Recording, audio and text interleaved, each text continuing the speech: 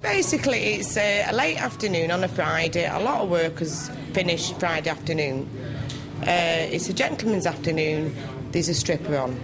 That's all it is. She comes in an hour and a half, she does a show, they all have a good laugh and a drink, and within 3 hours, straight back to normal. Hazel Tranter says her trade's never recovered after major building work outside her pub 2 years ago. It's been horrendous for business, it's terrible.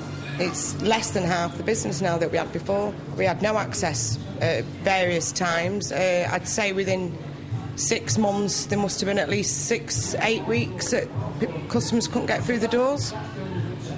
Filth, it was just a builder's yard outside.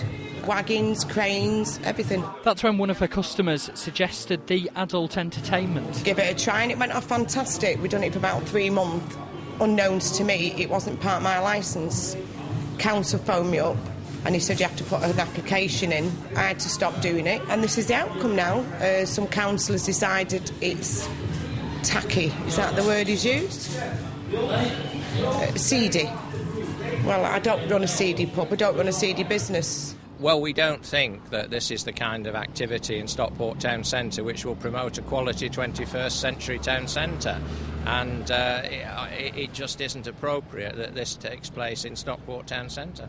So this is the new square that Hazel blames for all her problems, and you can see with all the grass and shrubs and the fountain, it's a great improvement on what was here before. But she says it's not well used and the crowds of youths who gather here put off potential customers.